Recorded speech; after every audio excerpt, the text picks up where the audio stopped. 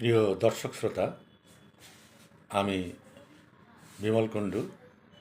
আমার ছোট্ট YouTube channel একজন বাঙালি থেকে প্রচারিত ভিডিওগুলি আপনাদেরকে শোনার এবং দেখার আমন্ত্রণ জানাচ্ছি। প্রতিদিনের মতো প্রথমে আমার অনুরোধ থাকবে, ভিডিওগুলিতে আপনারা সাবস্ক্রাইব করবেন, শেয়ার করবেন, লাইক দেবেন এবং মন্তব্য দেবেন। সেই মন্তব্যগুলো পড়ে যাতে আমি অনুপ্রাণিত হতে পারি এবং আবার ভিডিও বানিয়ে আপনাদের সামনে নিয়ে আসতে পারি। আমি খুব আশাব্যঞ্জক নই, আবার একেবারে পুরোপুরি হতাশ হয়ে পড়ি না। আমার গতদিনের যে ভিডিওটা ছিল, 3 দিন আগে ছেড়েছিলাম আমি বাংলাদেশে হিন্দুদের ভবিষ্যৎ নিয়ে। পরপর 1 থেকে আরম্ভ করে 6টা পর্ব আমি ছেড়েছি।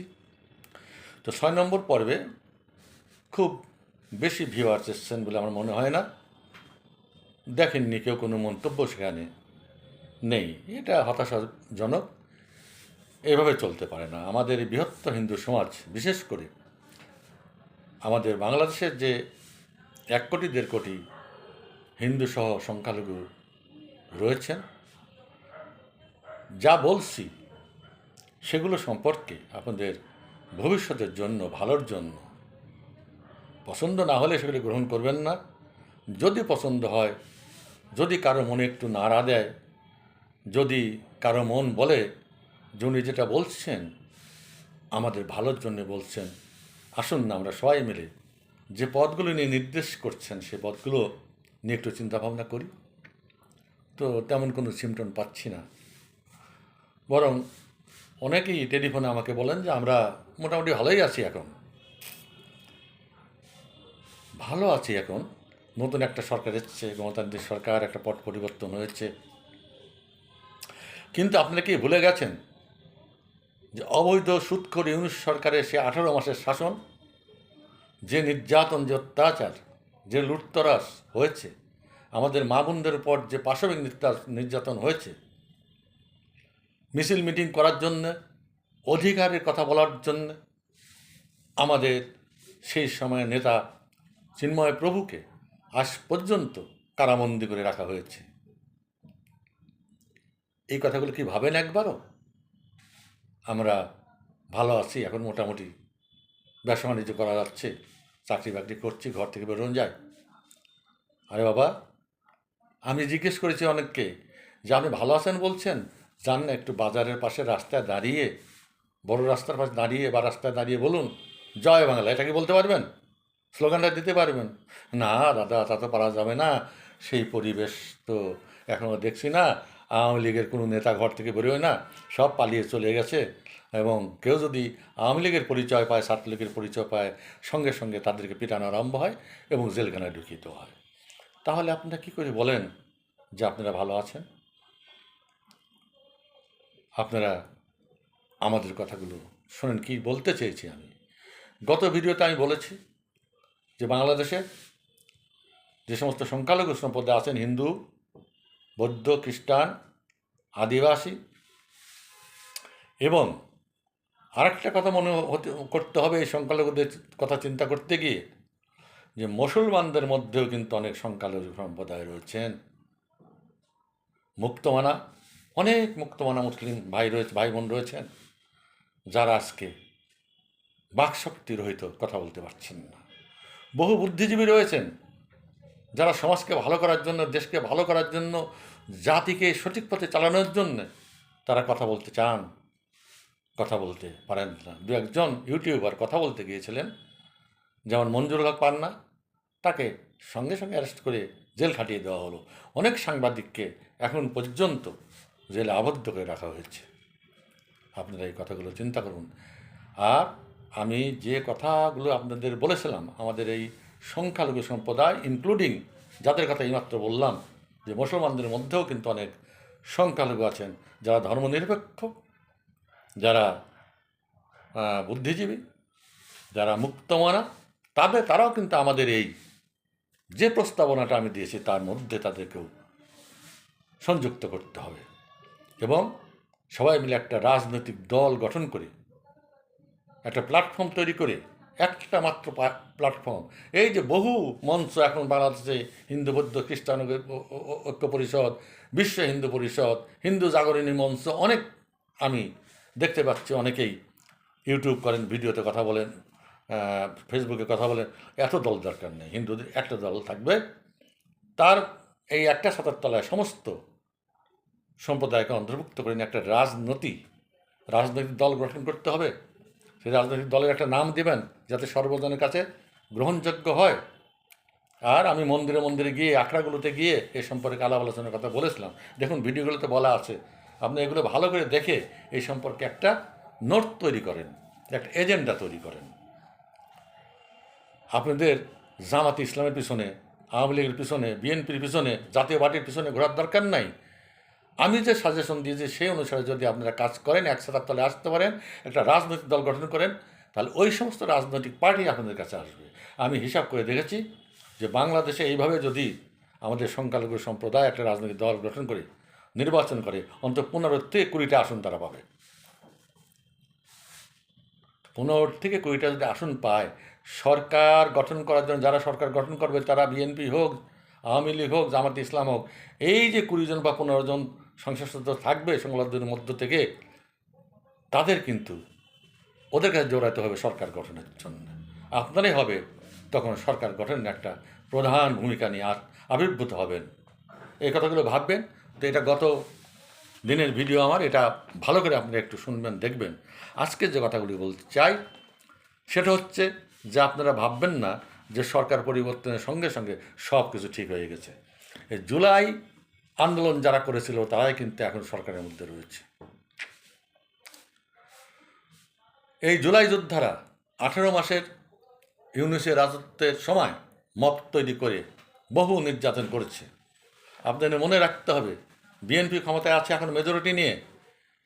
এই 18 মাসে প্রথম 5ই আগস্টের 24 সালের 5ই আগস্টের পর থেকে সবচেয়ে বেশি চাঁদাবাজি করেছে বিএনপির ছেলেরা, ছাত্র দলের ছেলেরা লুটপাহাট করেছে। এটা মনে রাখতে হবে।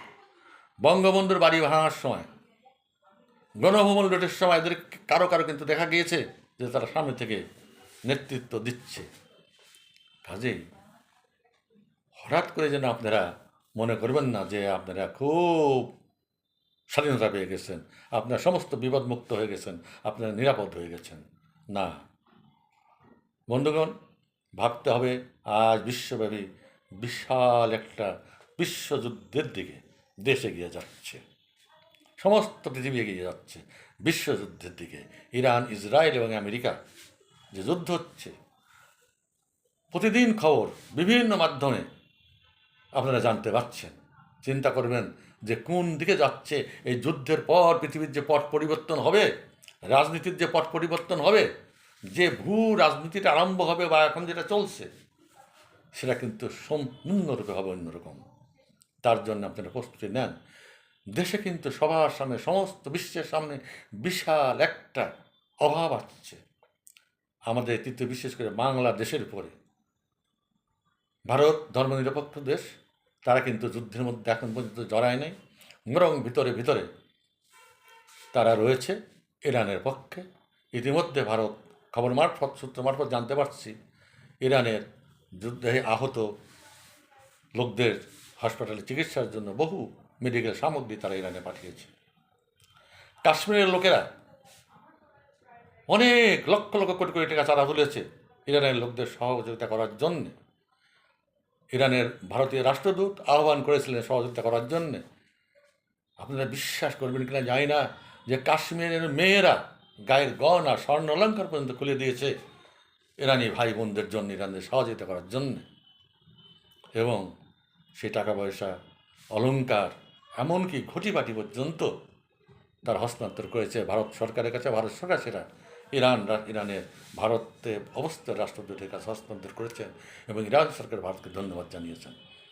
আজকে বাংলাদেশের হুজুররা কি বলে, ইরানের শিয়ারা কাফের। বক্তৃতা দেয় আব্বাসী হুজুর, রাজ্জাক হুজুর, শুনবেন তাদের কথাবার্তা।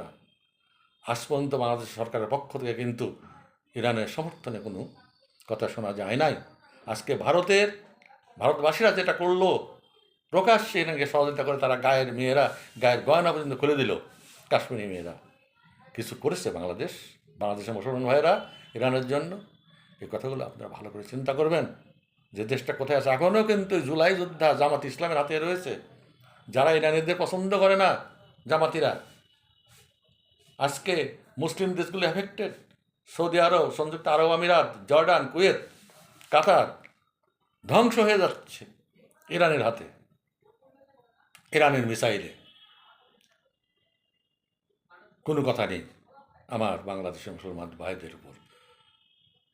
বিশাল বিশাল জঙ্গি মিছিল যে ভারতের বিরুদ্ধে বের হয়, হিন্দুদের বিরুদ্ধে বের হয়, এই ইরান বিধ্বস্ত হওয়ার পর, ইরানের যুদ্ধের পর আপনারা দেখেছেন ওইরকম জঙ্গি মিছিল যে আমাদের বাংলাদেশের মুসলমান ভাইয়েরা ইরানের সমর্থনে এটা করেছে, বা আমেরিকার দূতাবাস ঘেরাও করেছে?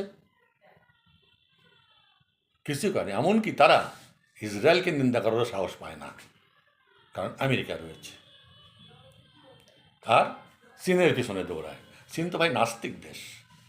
আপনারা তো পৃথিবীর সর্বশ্রেষ্ঠ ধর্ম পালন করেন বলে খুব গৌরব অনুভব করেন, কেন নাস্তিক দেশের পা চাটেন? কেন নাস্তিক দেশের পিছনে ঘোরেন? তা আমার সংখ্যালঘু ভাইয়েরা এই কথাগুলো চিন্তা করবেন। তা আমি আবার আপনাদেরকে আহ্বান করছি, একটা রাজনৈতিক দল করে একটা ছাতার তলে আপনারা আসেন। যেভাবে আমার আগের ভিডিওগুলোতে আমি নির্দেশনা দেখাইছি, সেগুলো আপনারা পালন করলেন আমার কিছু যায় আসে না। আমার বয়স হয়েছে, কবে মরে যাব, কিন্তু মরে যাওয়ার আগে দেশের জন্য, আমার স্বজাতীয় ভাইদের জন্য, স্বজাতীয় বলতে আমি বাঙালির কথা বলছি, স্বজাতীয় মানে হিন্দুর কথা বলছি না। কিন্তু আমি কিন্তু চাই, বলে দিচ্ছি স্পষ্টভাবে, যে বাঙালির জাতীয়তাবাদী রাষ্ট্র চাই, সমস্ত বাঙালি মিলে, এবং সেইভাবে কনস্টিটিউশন সংশোধন করতে হবে। যদি করে বাংলাদেশ ভালো, কিন্তু সে আশা কিন্তু এই মুহূর্তে করা যাচ্ছে না, কারণ এই জুলাই সন্ত্রাসীদের হাতে কিন্তু এখনও বাংলাদেশের ক্ষমতা রয়ে গেছে। আমরা কিন্তু এখনও কোনো সূত্র মারফত জানতে পারিনি যে বিএনপি ক্ষমতায় আসার পর সেই পাকিস্তান থেকে আমদানিকৃত জঙ্গিরা দেশ ছেড়ে চলে গেছে। সেই হিজবুত তাহরি, সেই মুস্তাফিজুর আলম উপদেষ্টা, তারা কিন্তু বাংলাদেশে হয়ে গেছে। সেই ডক্টর ইউনূস, তিনি কিন্তু বাংলাদেশেই রয়ে গেছেন। আমরা এখনও শুনতে পাই যে তিনি আমেরিকান ডিপ স্টেটের লোক, তার এখনও আশা আছে বাংলাদেশের রাষ্ট্রপতি হওয়ার। কাজে কি হবে এই যুদ্ধের পর, এবং কোন দিকে যাবে বাংলাদেশ, সেটা চিন্তা ভাবনা করে আপনারা এখন থেকে আপনাদের প্রস্তুতি গ্রহণ করুন। আর যেটা আমি বললাম যে বিএনপি সরকার ক্ষমতায় আছে, তারা কি করেছে 18 মাসে বিএনপির অনুসারীরা, আপনারা সেটা জানেন। এই তো মাত্র 3 দিন আগে বিএনপির মহাসচিব মির্জা ফখরুল ইসলাম, আমার অত্যন্ত ঘনিষ্ঠ লোক ছিলেন এককালে, কারণ একসঙ্গে উনি রাজশাহী বিশ্ববিদ্যালয়ে পড়তেন, আমি ঢাকা বিশ্ববিদ্যালয়ে পড়েছি। কিন্তু একসঙ্গে যখন চাকরি হয়, তখন উনি কলেজের প্রফেসরি নিয়ে আসেন দিনাজপুরে, আমারও দিনাজপুরে পোস্টিং হয়, আমরা ডাকবাংলা একই সঙ্গে ছিলাম। পরে ওনার বাড়ি ঠাকুরগাঁ প্রথম ম্যাজিস্ট্রেট হিসাবে আমি জয়েন করি। ওনার বাবার সঙ্গে আমার পরিচয় ছিল, আর সে আমার তখন ইয়াং ম্যান, আমরা দুজনে একসঙ্গে চলাফেরা করতাম। তার বাড়িতে গিয়েছি, তার একটা রেকর্ড প্লেয়ার ছিল, তখন নতুন নতুন রেকর্ড প্লেয়ার, অনেক গান রেকর্ড করতে আসছিল, এগুলো কালেকশন করার জন্য আমি তার বাড়িতে। যাই হোক, তার মুখের কথাটা আপনারা শুনেছেন। তিনি বললেন যে আওয়ামী লীগের উপর, এটা বিদেশি একটা চাপ ছিল, যে আওয়ামী লীগের উপর থেকে নিষেধাজ্ঞা তারা এখনও তোলার কথা বিবেচনা করেননি। কিন্তু আওয়ামী লীগের উপর থেকে নিষেধাজ্ঞা যদি না তোলা হয়, তাহলে তো ওই জামায়াতের যে পন্থী, সেই পন্থী তো হয়ে গেল, সেই ইউনিসপন্থী তো হয়ে গেল। ইউনিসের কথাটাই তো রয়ে যাচ্ছে এখন পর্যন্ত। এইটা না হলে, আওয়ামী লীগ বাংলাদেশের রাজনীতিতে যোগদান না করলে বাংলাদেশের গণতান্ত্রিক পরিবেশ সৃষ্টি হবে না। এই যে ইনক্লুসিভ নির্বাচনের কথা বলা হয়েছে, ইনক্লুসিভ রাজনীতির কথা বলা হচ্ছে, আওয়ামী লীগের মতো বৃহৎ দল তাদের কার্যক্রম রাজনীতি শুরু করতে না পারলে সেটা হবে না। শেখ হাসিনার বিরুদ্ধে একটা সম্পূর্ণ অবৈধ একটা রায় ঘোষণা করা হয়েছে ট্রাইব্যুনাল থেকে।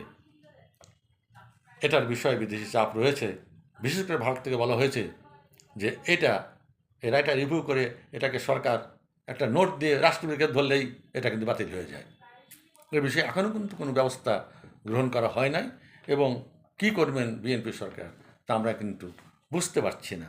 শুধু দেখতে পাচ্ছি যে ইন্ডিয়ার কাছে প্রকাশ্যে তারা তেল চাচ্ছে, 5,00,000 টন তেল, 5,000 টন তেল নাকি ইতিমধ্যে দিয়েছে ইন্ডিয়া। আবার সেটা নাকি তেল আসছে শেখ হাসিনা করা পাইপ লাইনের মধ্য দিয়ে।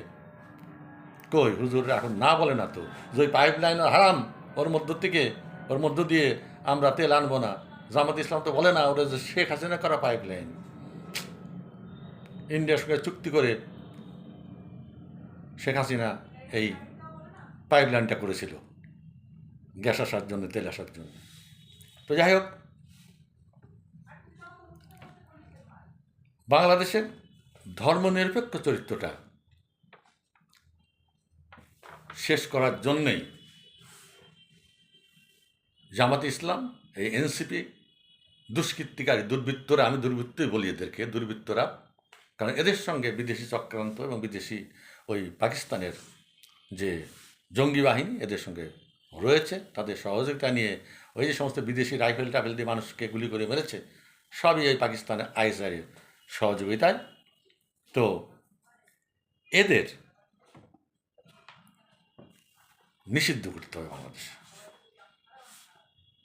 তাহলে বাংলাদেশের শান্তি ফিরে আসবে। এরা যতদিন থাকবে বাংলাদেশের সমাজে, ততদিন বাংলাদেশে ধর্মনিরপেক্ষ মানুষের বাস করার মতো সেই নিরপেক্ষ সুন্দর সমাজ, নারীরা স্বচ্ছন্দে চলাফেরা করতে পারবে, আমাদের মেয়েরা, বোনেরা, এটা আমরা কল্পনা করতে পারি না যতক্ষণ পর্যন্ত এদের হাতে ক্ষমতা থাকবে। তারা আমাদের কিভাবে বাংলাদেশের ধর্মনিরপেক্ষতাকে বিধ্বস্ত করেছে এই 18 মাসে এই সুৎখরি অনুযায়ী। দেখুন যে তারা গণভবন, মানে শেখ হাসিনা দেশ ত্যাগ করার সঙ্গে সঙ্গে গণভবন লুটপাট আরম্ভ হয়ে গেল। সেখানে একজন মায়ের বয়সী নারীর অন্তর্বাস নিয়ে নাচানাচি করতেছে এই সমস্ত জুলাই যোদ্ধারা। কি অবস্থা, কি মানসিকতা তাদের! তারা আবার ধর্মের কথা বলে। তারা বঙ্গবন্ধুর জাতির পিতা, তার ভাস্কর্য দেশ জুড়ে ধ্বংস করে দিয়েছে। সমস্ত অফিস কাছারির থেকে জাতির পিতার ছবি নামিয়ে ফেলা হয়েছে।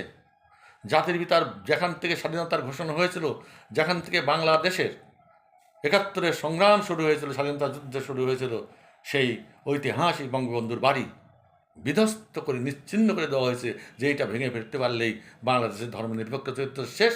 আমরা এই দেশে ইসলামী শাসনতন্ত্র কায়েম করে, এখানে শরিয়া আইন জারি করে আমরা আফগানিস্তানের মতো তালেবানি রাষ্ট্র বানাবো। এই স্লোগান তারা বহু পূর্বেই দিয়েছিল, আপনারা শুনেছেন, ভয়ঙ্কর স্লোগান। আমরা সবাই তালেবান, বাংলা হবে আফগান। একটা হিন্দু ধরো, সকাল বিকাল নাস্তা করা, শুনেছেন না আপনারা? একবারও মনের ভিতরে ভয় জাগে না? আমার তো প্রাণ কেঁপে গিয়ে, আমি একজন মুক্তিযোদ্ধা, এই আমার গায়ে রক্ত গরম হয়ে গেছিলো তখন, যখন আমি স্লোগান শুনেছিলাম। বন্ধুগণ, ভাবতে হবে, চিন্তা করতে হবে। দেখুন কিভাবে আজকে উদীচীকে ধ্বংস করে দেওয়া হলো বাঙালি সংস্কৃতিকে ধ্বংস করার জন্য। ইন্দিরা গান্ধী সাংস্কৃতিক কেন্দ্র, যেখানে প্রচুর পরিমাণে বই ছিল, সেটাকে ধ্বংস করে দেওয়া হয়েছে। উদীচীর মতো শিল্পগোষ্ঠীকে ধ্বংস করে দেওয়া হয়েছে। গোড়ার কথা চিন্তা করে দেখুন, শিক্ষার প্রতি তাদের কোনো অনুরাগ নেই। তারা শিক্ষিত হতে চায় না, লেখাপড়া শিখতে চায় না, যার জন্য প্রথম আক্রমণ এই যে ধর্মান্ত গোষ্ঠী, তারা কিন্তু এই বইগুলোর উপরই করে, যে বই থেকে মানুষ শিক্ষা গ্রহণ করে ইঞ্জিনিয়ার, ডাক্তার, বিজ্ঞানী, বিভিন্ন এই যে আজকের আধুনিক প্রযুক্তি, এই প্রযুক্তির আবিষ্কারক হয়, গবেষক হয়। সেইখানে কিন্তু তাদের আক্রমণ। আপনি একবার ভেবে দেখুন যে পৃথিবীর সবচেয়ে প্রাচীনতম বিশ্ববিদ্যালয় ছিল ভারতবর্ষে নালন্দা বিশ্ববিদ্যালয়। ইখতিয়ার উদ্দিন বখতিয়ার খলজি যখন আক্রমণ করে ভারতবর্ষ, তখন প্রথম আগুন দেয় নালন্দা বিশ্ববিদ্যালয় লাইব্রেরিতে। তৎকালীন সময়ে সেখানে 6 লক্ষ বই ছিল বিভিন্ন দেশের, সেই বই পড়তে 6 মাস সময় লেগেছিল। এই যে বাংলাদেশে পাহাড়পুর বৌদ্ধবিহার, এটাও কিন্তু একটা বিশ্ববিদ্যালয় ছিল, শিক্ষাকেন্দ্র ছিল। সেখানে সব মানুষকে হত্যা করে, সমস্ত শিক্ষাকেন্দ্র ধ্বংস করে, সমস্ত বই জ্বালিয়ে দেওয়া হয়েছিল। কুমিল্লা বৌদ্ধবিহার রয়ে গেছে ধ্বংসস্তূপ, একই অবস্থা করা হয়েছিল। তারা কিন্তু প্রথম আক্রমণটা শিক্ষার উপরে দেয়। তার জন্য 71 সালে স্বাধীনতা সংগ্রামের 14 তারিখ পালন করি না আমরা? 16ই ডিসেম্বর আমাদের বিজয় দিবস, 14 তারিখে শহীদ বুদ্ধিজীবী দিবস। এই দিনে সমস্ত বুদ্ধিজীবীদের এই আল বদর রাজাকার পাকিস্তানিরা হত্যা করেছিল, কারণ এই বুদ্ধিজীবীরা থাকলে বাঙালি জাতিকে তারা পথ দেখাবে, সুন্দর একটা জাতি গড়ে উঠবে, সুন্দর একটা দেশ গড়ে উঠবে। কাজেই তাদেরকে বাঙালি হতে দেওয়া যাবে না, বাঙালি সংস্কৃতি রাখা যাবে না, বাঙালি বুদ্ধিজীবীরাকে ওদেরকে হত্যা করো। তারই স্মরণীয় দিবস হচ্ছে শহীদ বুদ্ধিজীবী দিবস, 14 তারিখ। তো বন্ধুগণ, বিশেষ করে আমার সংখ্যালঘু ভাইয়েরা, আপনাদের এই সমস্ত দিক বিবেচনা করুন যে বাংলাদেশ থেকে কিন্তু বাঙালি সংস্কৃতি ধ্বংস করে দেওয়া হচ্ছে। কী কারণ? আজকে মাজারের উপর আক্রমণ, বহু মাজার এই জুলাই যোদ্ধারা, এই জুলাই ইয়ের সময় 18 মাসে ইউনুস আমলে সরকার কোনো কথা বলেনি, মাজারগুলো জ্বালিয়ে পুড়িয়ে ছারখার করে দেওয়া হয়েছে।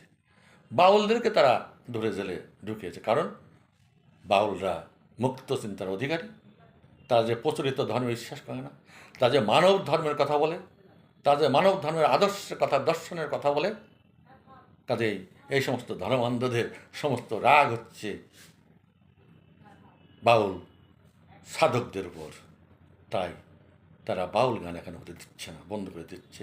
অর্থাৎ একটা জাতিকে যদি ডুবিয়ে দিতে হয় তাহলে তাকে অন্ধকারের দিকে ঠেলে দাও। এই 18 মাসে সেটা করা হচ্ছে, এখনও সেটা করা হচ্ছে। কোনো সম্ভাবনা কিন্তু নাই, কিন্তু আপনারা যদি জাগেন, যদি সমবেত প্রচেষ্টা আমরা গ্রহণ করি, তাহলে এই অন্ধকারকে ভেদ করে একদিন আমরা আলোর পথগ্রসর হতে পারবো, আলোর মুখ দেখতে পারবো। বন্ধুগণ, আজকে তাহলে এ পর্যন্ত। আপনারা দৃষ্টি রাখবেন, যে কথাগুলো বলেন তার দিকে আপনারা ভাববেন, দেশের দিকে, নিজেদের দিকে সাহস করে এগিয়ে চলুন।